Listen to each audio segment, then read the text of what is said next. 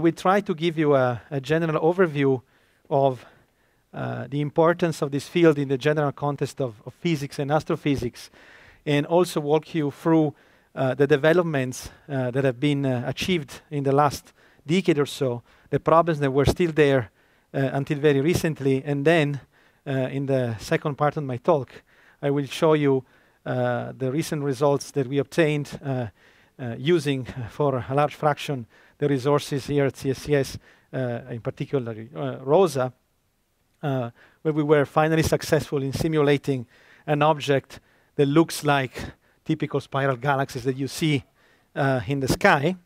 The collaboration involves mostly these people up here, from a collaboration between Zurich and UC Santa Cruz, but through the years and also in current projects there are many other collaborators involved, as you can see.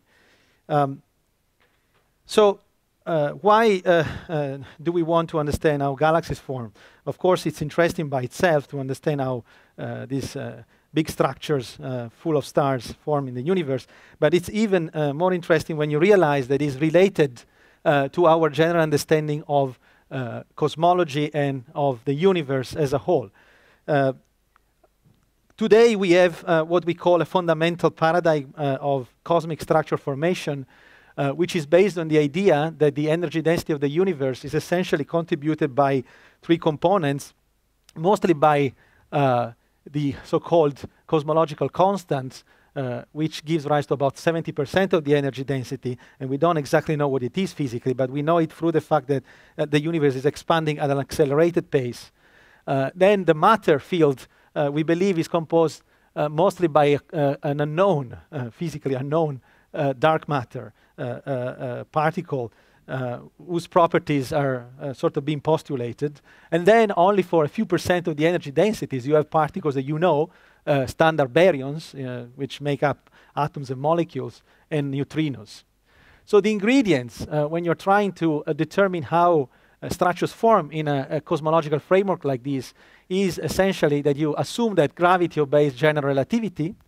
You don't know exactly what this dark matter is made of, but you assume that it's essentially made of very simple particles that only respond to gravity. They don't have any participation to the other interactions. And then you assume the existence of these cosmological constants. Probably died. For some reason it doesn't point anymore. Okay. Well, you assume the existence of this cosmological constant just because it's a way to explain the accelerated expansion. And then if you try to look at how this dark matter that dominates the matter field evolves in such a model where gravity is the driving force, this is what you obtain.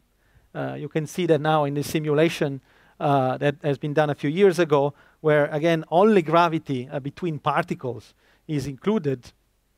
And this simulation shows you the formation of the dark matter halo of a galaxy like our own. So there is no light here. What you see is dark matter particles, and it's only a gravitational simulation. So it's essentially treated as an n-body system, a mutually interacting set of particles through gravity. The reason why we believe as cosmologists that such a model describes correctly the way the universe has evolved is because it can explain fundamental observables. And one of them, probably the most important, is it can explain the temperature fluctuations that are the relic of the radiation just after the Big Bang. Okay? This map shows you the temperature fluctuations that were imprinted about 300,000 years after the Big Bang, when the universe started to recombine, to become neutral from ionized states. And these bright spots, the yellow and red spots, tell you that the temperature distribution was not exactly uniform. And we understand that if we think that already 300,000 years after the Big Bang, there were some density fluctuations in the universe that were inducing temperature fluctuations.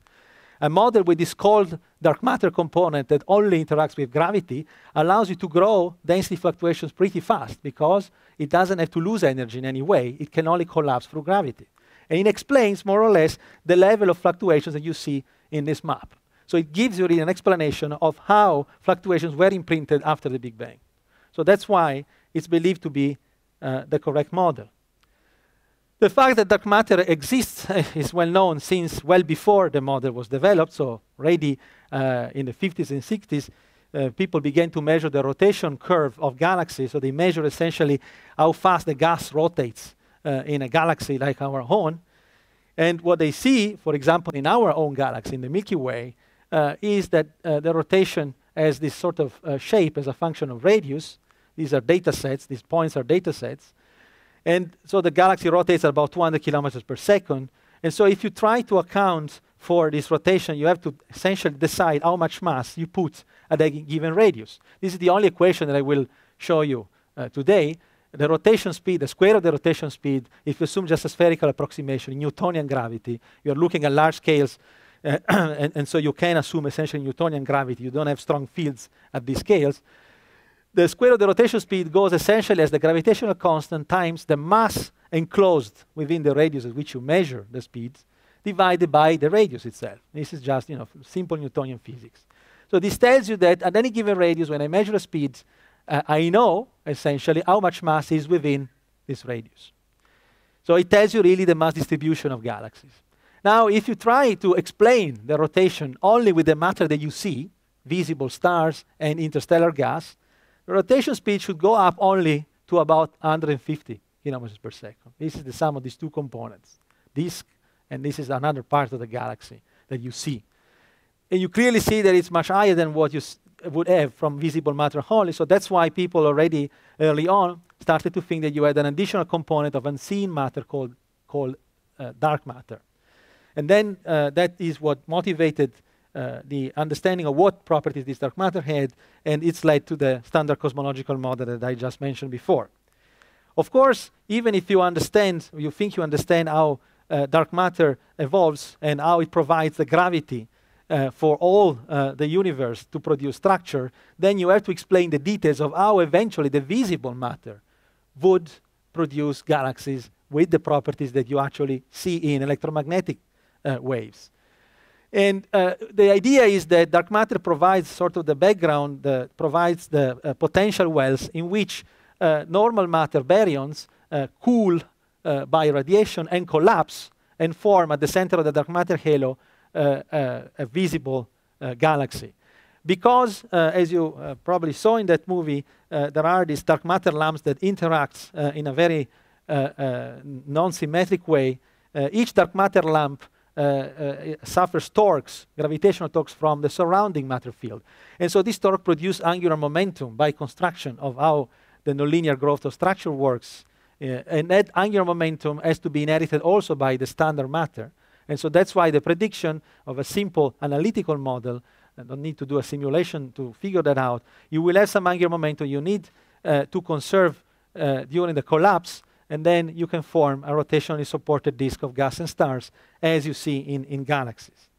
This seems a nice picture, but if you try to think more in detail of how complex galaxies are in terms of what the visible matter does, you realize that it has to be much more complicated than just conservation of angular momentum and collapse inside the dark matter halo.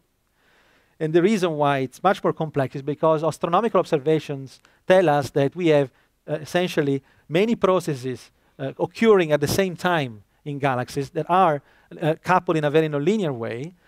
Processes like the formation of stars inside a gas disk. If you look at a gas disk of a galaxy and you ask where stars are forming, they typically form in very small regions, these blue dots that I indicated here. You blow them up, these are only a few light years across, whereas the entire galaxy is maybe 50,000 light years across, so you have a range of scales. And so you have to understand different processes across a huge range of scales to really be able to reproduce galaxies as you see them in the sky. And some of these processes are coupled in a way that we don't really understand. You have supernova explosions, and one of the poster presenters mentioned before, that release a lot of energy in the galaxy. You have magnetic fields. You have sometimes very complicated ways of losing energy via radiation, depending on the density of the interstellar medium. So in the reality, it's a very complex, nonlinear, and multi-scale process. One example, again, supernova explosions, we know that they can have a very big effect on galaxies on fairly large scales. Even if you explode only a few supernovae on scales of less than a light year, sometimes we do observe effects that go on scales of several thousands of light years. Here, these red plumes that you see coming out of the center of this galaxy are believed to be hot gas that emits in X-rays, so it's really hot. It's at tens of millions of degrees. And we believe that it's been eaten by several supernovae that have exploded at the center of this galaxy at a fairly fast rate. So this is a process that can release a lot of energy. And this energy then couples somehow with the rest of the galaxy and is important to understand how this coupling occurs, to understand galaxy formation. And simulation then try to look at this coupling. They typically consider only very small computational volumes. They only try to model a very small piece of a galaxy so they can get enough resolution in the hydrodynamics to be able to follow the development of these bubbles of hot gas produced by supernovae, assuming that a supernovae can really explode, which, as someone said before, is also difficult to simulate in the first place. So then, because it's this very highly complex, nonlinear combination of different phenomena at different scales, then it's not obvious how to be able to simulate the formation of an entire galaxy in a piece of the universe, in a real representative piece of the universe. And so the tool that has been used so far is to have a framework where you solve directly the equations for some phenomena, and for other phenomena that are less known or are acting below the resolution scale that you can afford in a simulation, you do what we call a subgrid description. Essentially, you construct a phenomenological recipe, a physical law somehow, that you think you should hold below the scale that you can resolve, and you include that in addition to the equations that you directly solve. So it's a two-mode way of solving the problem, if you want. For the equations that you directly solve, what you do is you treat the baryonic component of the galaxy as a self-gravitating fluid, as an ideal gas. So you solve essentially the Euler equation, the continuity equation, the equation of state, the internal energy equation with cooling and heating terms due to radiation, and you couple it with the gravitational field, with the Poisson equation, essentially. And for the subgrid description, there are many things that you should include, but the first two important things are how you give a law to say that interstellar gas produces stars under certain conditions, and then you have to give a law for the evolution of these stars in terms of energy sources, when they will go off as supernovae, how much energy they will release in the surrounding medium, and how much coupling this energy will have with the surrounding medium. So traditionally, because you have this very wide range of scales, Lagrangian codes have been the method of choice for a long time, and still are sort of dominating the field, because they are by nature spatial and adaptive, and they can be very easily made temporally adaptive. And so essentially, you model each piece of the interstellar medium in the galaxy, and each star that this interstellar medium produces as a collection of particles, and these particles just follow the flow. Take in mind that the dynamic range you have to resolve is huge, because the densities, the typical densities of the gaseous medium in a galaxy go from a millionth of particles per centimeter cube in the lowest density region to more than 10 particles per centimeter cube in the places where the stars would eventually form. So it's several orders of magnitude that you need to cover.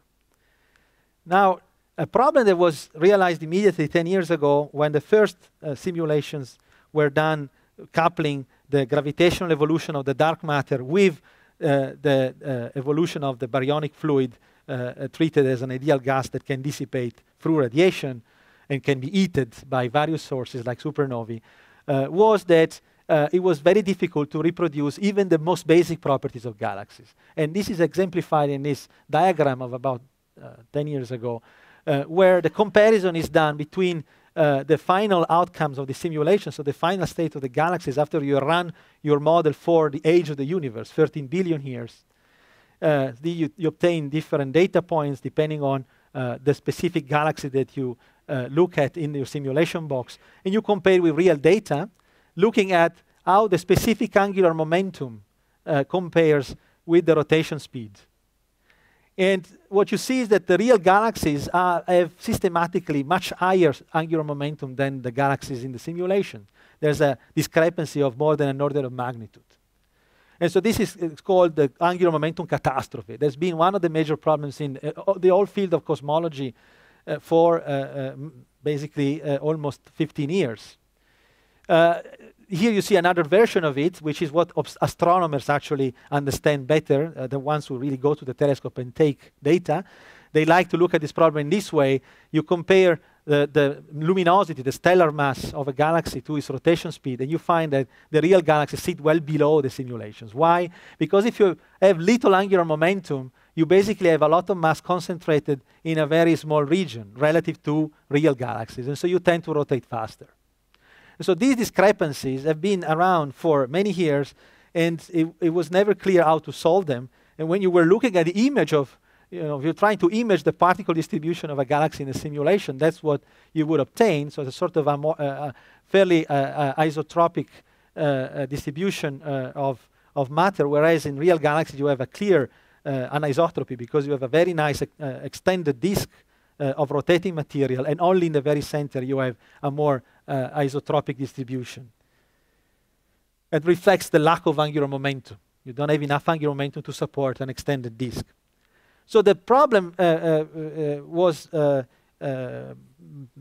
was attempted to be solved by many people in different ways. And one idea that was around for a long time is that because in the cold dark matter model, gravity dominates and you form these lumps of dark matter, then the normal matter ends up in these lumps. You have a lot of clumps of gas and stars that come together and form the final galaxy. They really come, they merge, they collide.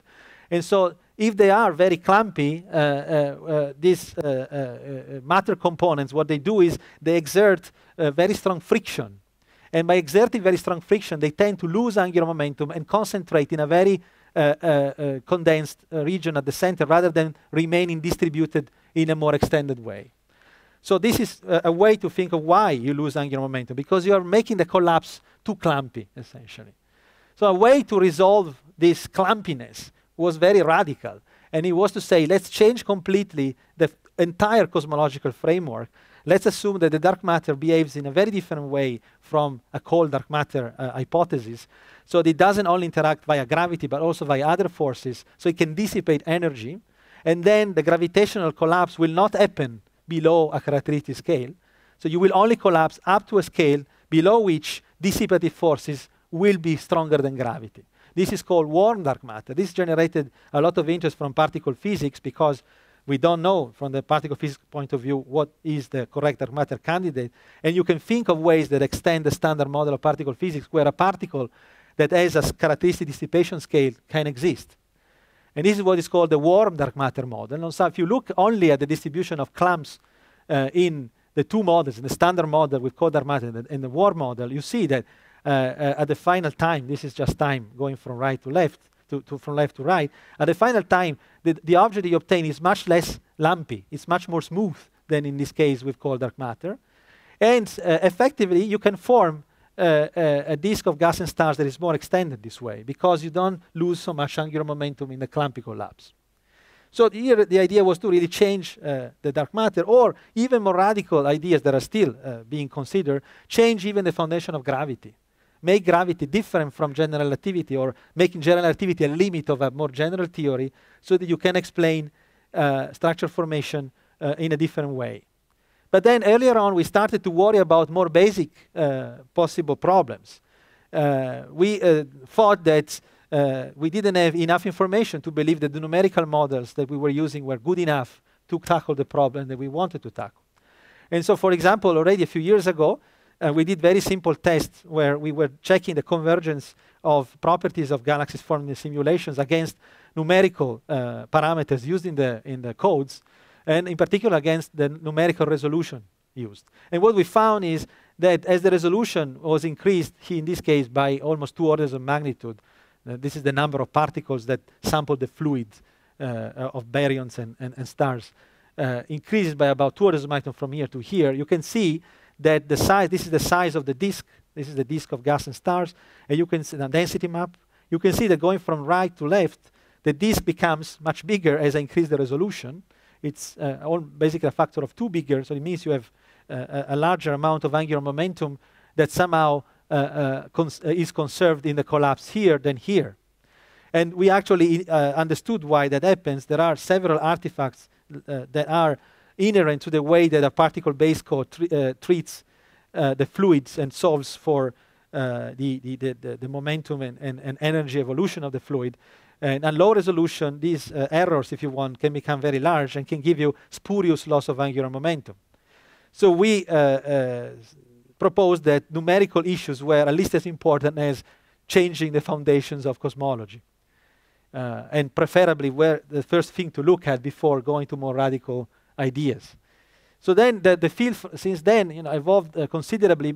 One important addition was that grid adaptive mesh refinement simulations began to become more used in the field, and they are an important counterpart of particle base codes because they solve the fluid equations in a different way and suffer from different issues, but have also advantages compared to particle base codes.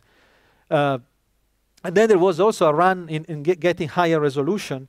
And today, with the work that I will show you in a moment, we are going to about 20 million particles in the fluid component and in the dark matter to simulate a single galaxy, taking it from a much larger computational volume where you use about 100 million particles. And I'll explain you basically the technique in a second.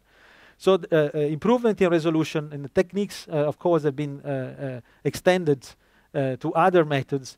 And then also there's an improved understanding of how to model processes like the conversion of gas into stars and supernova explosions below the grid. Now, in order to achieve very high resolution, if you want to simulate a piece of the universe, you are confronted with the problem that if you want to really be able to resolve galaxies well, you would have to use a number of particles that would exceed the capability of any machine today, both in terms of how long it will take to run a simulation in terms of data storage. So then you have to do a different approach in which essentially you do what you call a zoom-in technique. You take a large piece of the universe simulated and then you select only one sub-volume that you resimulate at higher resolution.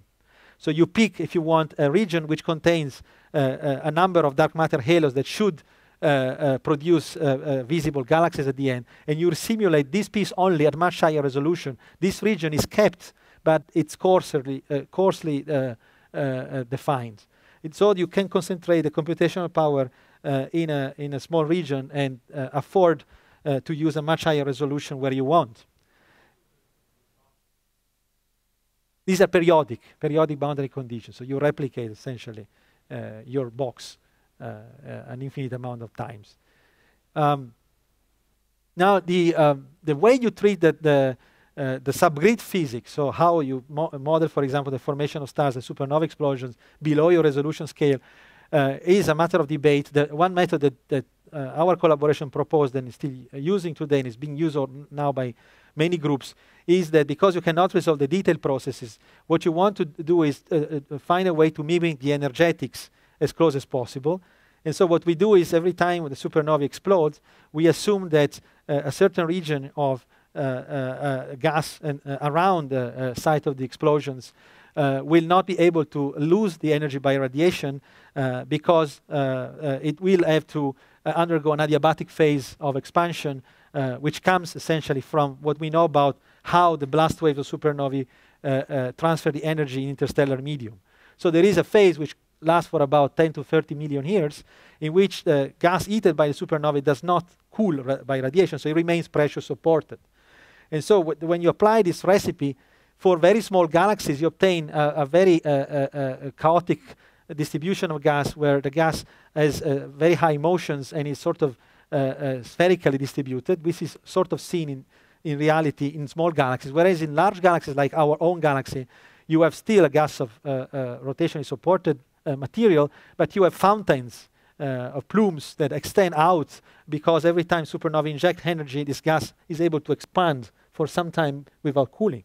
And this is also seen in galaxies. They are called galactic fountains. So by applying the high resolution technique of zooming in and these new ways of describing the exchange of energy between the stars and the gas, we were able to improve the results, but we still had a huge problem when we were looking at the shape of the rotation curve, which at the beginning I told you tells you really everything about the mass distribution, how your galaxy is made. So the best that we could get a few years ago was this sort of shape of the rotation curve for an object that has a mass comparable to the mass of our galaxy. Now you compare it to real data that I showed you before. In our galaxy, you see that the shape is very flat in this region, then declines a bit. But there's nothing like this steep rise at the center. This is the inner hundreds of light years. There is nothing like this steep rise. And the reason why there is nothing like this steep rise at the center is because galaxies have a very extended disk and only a small region that is made by a more spherical distribution which has higher density. Whereas in this simulated galaxy, this region with higher density, which we call bulge, is as big as the disk, essentially. And so it changes the mass distribution, and what it tells you is you now conserve angular momentum better globally, but here in the center you're still losing too much angular momentum. You're making the object too concentrated, and the rotation curve has to rise because you have more mass than you should have at the center. So then we look at the same issue in the case of smaller galaxies, smaller than our galaxy. It's even worse because in these galaxies you don't even have a central concentration. It's only a disk everywhere. And this was impossible to explain with simulations because you will always getting this steep rise of the potential at the center due to a lot of mass losing angular momentum. So then we started to think that maybe the solution was to combine two steps. Realize that stars do not form just when the gas becomes cold, but they form when the gas becomes very cold and very dense. If you remember the image that I showed at the beginning, when I had these blue clouds in the gas disk of a real galaxy, these blue clouds are called molecular clouds. They are very dense objects. Their density is 1,000 times larger than the density of the surrounding medium in the galaxy. So it's only in these very high density peaks that you see the stars forming in a real galaxy. These clouds were not resolved in previous simulations. So they were just beyond the numerical resolution that was available, so there was no point of thinking of how to describe them. But then, in the last years, they became accessible. But despite that, people continue to use the same recipes for the subgrid phenomena that they were using before. But we immediately thought that that was not a proper thing to do, that now that we were resolving clouds, we should have changed the way we were forming stars so that they would form only in the regions where these clouds were forming. Because this is what essentially you see in real galaxies. Star formation, we say in our jargon, is clustered rather than distributed. If stars form prevalently in clusters in these big clouds. There are stars distributed around, but they are just a small fraction of the mass. It's mostly in clusters, in condensed objects. So by coupling the increase of resolution with this new way of modeling the star formation, we were able to finally produce galaxies that look like realistic galaxies in the last couple of years. And this is in two works, one which appeared on Nature last year, and the one that just is in press now, which was achieved through the simulations we did at CSCS and also in the US and NASA Pleiades. And just to give you an idea of what happens if you do this transition to a cluster star formation mode, here I can show you a little toy model. This is not a real cosmological simulation, just a gas disk set in rotation. In one case, you allow the stars to form everywhere the gas becomes cold enough, and in another case, you allow the stars to form only when the gas is cold at the density of these giant clouds that we see. Of course, here the star formation becomes much more clustered, whereas here you see stars almost everywhere. So here you have more clumps than here, essentially. Now you apply this transition to this new star formation model with enough resolution to resolve the clouds to a cosmological simulation where you start really from ab initio, from just after the Big Bang. You follow the dark matter, you follow the baryons, you follow the conversion of gas into stars. And we did it first with a small galaxy because it was computationally easier. You have to resolve the galaxy. You can resolve it with a smaller number of resolution elements because mass is the resolution element. So you have a smaller mass, you need a smaller number of resolution elements. So the small galaxy was the easiest problem to try first.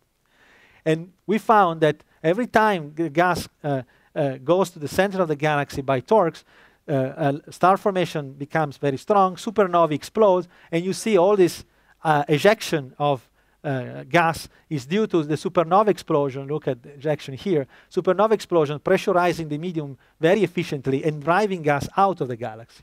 It's really what we call supernovae outflows, which are seen in the present-day universe, but are much stronger here earlier.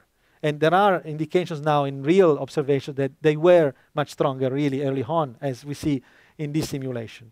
The reason why these outflows are so strong now, at the end they produce this very nice pure exponential disk, just a disk, a pure disk of stars and gas as we see in a real galaxy. And the reason why they're much stronger now than they were before is because by allowing to go to very high resolution and resolve the clouds, now we do see our gas distribution is a very non-uniform distribution as a function of radius with very sharp peaks where the star formation occurs. Whereas before we had a very nice power law, very, very uniform power law with little dishomogeneities because we could not resolve these clouds, and the star formation was happening uniformly rather than just in these peaks. Because now star formation is all in the peaks, when you explode the supernovae, the energy deposition is concentrated in a very small volume. So you basically eat more a smaller amount of mass, and that's why this mass can be lifted up by getting a much stronger pressure support, can be lifted up and produce an outflow, which you were not seeing before.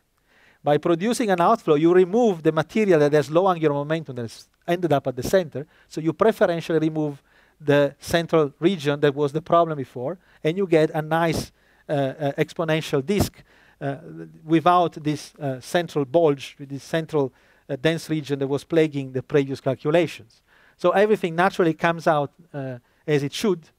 And here you see these winds. These are the particles that are moving out at very high speed, leaving really the halo of the galaxy, so getting out of the potential well. Now, we did this for a big galaxy because we wanted to reproduce something more like our own Milky Way. And we ran a set of simulations at ROSA and at NASA Pleiades for actually 4 simulations were run and published so far, and they took about 4 million, a bit more than 4 million CPU hours with the 2 machines combined on ROSA and NASA Pleiades. So only 4 simulations, but this is the game here. You have to go to very high resolution. You have to run for a year at least one single simulation with with the new model and with the high resolution that you can now afford to match the same resolution that we had in the small galaxy. And here you see the density threshold which I formed star formation in these 2 runs that are the ones that have been also shown in the media is much higher than 50 times higher than it was used in old simulations, which we rerun for control. And here I'm showing you the movie that has been shown a lot. Actually, we even won a prize from YouTube for one of the most seen science and technology videos of the recent time. Apparently, on the web, we did a check, and it seems that this simulation is now the most seen astrophysical simulation of all time. It beat even the Millennium simulation, this large cosmological box that was run by the Max Planck group a few years ago, that for a long time remained the most viewed cosmological simulation. So here you see again the formation of the galaxy starting from just after the Big Bang. What is shown in pink is the gas, and yellow and red is stars. These filaments of gas come from the larger box. The box is much larger. The computational box is 100 times larger than what I'm showing you here. But this is the region where you have enough resolution to follow the formation of a galaxy. There are captions that tell you what's happening here. And this is the time at about 3 billion years after the Big Bang when a proto-galaxy that has a rotating disk begins to form. And then it continues to grow by accreting other smaller galaxies and gas coming from the cosmological web, as we call it, so from very large distances. The disk of gas and stars is evident. I need to convince you that we have a huge extended disk of gas and stars with only a very tiny central concentration, as in real galaxies like our own Milky Way. And then from this time on, in the last few billion years, the growth is very gradual, so it becomes less interesting. You don't see many more collisions between the main galaxy and the smaller galaxy. This is just one, probably the last one. And yeah, so at this point, the structure is already very similar to a galaxy like our own Milky Way, but we are still about 6-7 billion years before our present time. And then again, it just grows by accreting matter in a fairly regular rate without colliding anymore with other small galaxies. So it becomes fairly isolated by the end. And when you look at how it looks when you try to view the stars as an astronomer would do using a post-processing radiative transfer code, which was developed Santa Cruz by Patrick Johnson, you look at the edge-on and the face-on view. It's very similar to the Milky Way. I can show you how similar it is. This is the simulation. This is the Milky Way. They are viewed exactly in the same way, with the same bands, more or less the same frequency of photons used in the observations here and in the simulation here. We could even claim that our central concentration is even smaller than in the actual Milky Way, which is fine because there are galaxies, many galaxies that have an even more extended disk than the Milky Way. So it's a Milky Way which has an even more prominent disk, if you want. And these are more technical plots that I can skip. We do see even here these outflows, these arrows point in the direction of motion of the particles. So at about 10 billion years before our present time, the star formation is very strong. Many supernova explosions occur. And we see a lot of matter going out of this circle. This circle sets really the gravitational potential well boundary. If you go away from this circle, you just escape the potential well. So you see material escaping the potential well. And this is the reason why we end up with this extended disk, because the material at the center is removed efficiently by the supernovae outflows. And again, the key is being able to resolve the clouds, concentrate the energy of the supernova in small volumes that really pressurize the medium very efficiently. And now we can finally fit the observational relation between the rotation speed and the stellar mass of a galaxy. Now we rotate at the right rate for the mass that we have. These are the data from real galaxies, and this is our galaxy, one of our galaxies that we simulated. And we also match another relation that was always impossible to match, a fundamental one, that is the relation between the dark matter mass and the mass invisible matter. You can imagine that it's a fundamental relation because it tells you something about the ratio of visible and dark matter in the universe. And so that's where our points stays compared to the prediction that we have from a combination of observations and theoretical model. And we are now even going to measure directly the rotation speeds as an observer would do it, teaming up with Seon Oh and other people in the Things team. It's a collaboration between Heidelberg, and an observational collaboration between Heidelberg and Berkeley, where they have some of the best data on the rotation of real galaxy. And we are now really analyzing our data sets as they analyze the astronomical data sets and comparing really in the same way. And what you see here is a bunch of rotation curves, and two of them are from our galaxies and others are from their galaxies. The one that are from our simulated galaxies are these two, and that the third one that is just looking at with a different viewing angle, because you don't know the viewing angle a priori. The reason why our data stop here, the simulation data stop here, is just because at this point we enter in a low density region where the noise of particles is very high, and we still have to find a good smoothing algorithm to extend the rotation to the outer region. We do have particles, but they are fewer because the density is lower, and so it's more noisy. So we are working now on extending the data to the outer region. But you can see that up to the point where you see them, there is no systematic difference between our rotation curve measured from the gas in the same way as what is done in the observations. You can look at the structure of the gas. The supernovae, when they go off, they produce holes in the gas distribution. Are these holes seen at all? They are. This is a real galaxy. It's a map of the neutral, the hydrogen gas in a real galaxy. You can see it better here. You see these holes in the density distribution. They are reproduced quite well by the density map for the same gas phase in our simulation. You can now look at very high detail at other quantities that are important to understand the evolution of matter in the universe. And one of such quantities is the metallicity. As someone said before, supernovae are the main production of metals. And these metals then are transported to the rest of the galaxy. And if you lose matter from the galaxy, as I showed you before, because of these outflows, you expect these metals to be ejected outside the galaxy and pollute, as we say, the entire intergalactic medium. We think that this is the way the universe reached a certain... In our galaxy, we have 1 million solar mass black holes at the center, which accretes matter, and the matter, as it accretes, releases energy by emitting X-rays, which can eat also the interstellar medium and affect the energetics. This has to be included in the simulations and will be soon. And then in the end, you want to produce a population of galaxies in a single simulation. So not just one by one, but really have a population that represents a prototypical population of galaxies. So we estimate that we'll have to just begin to explore all these issues. We will probably have to burn at least 20 million CPU hours over the next couple of years to just begin to explore them.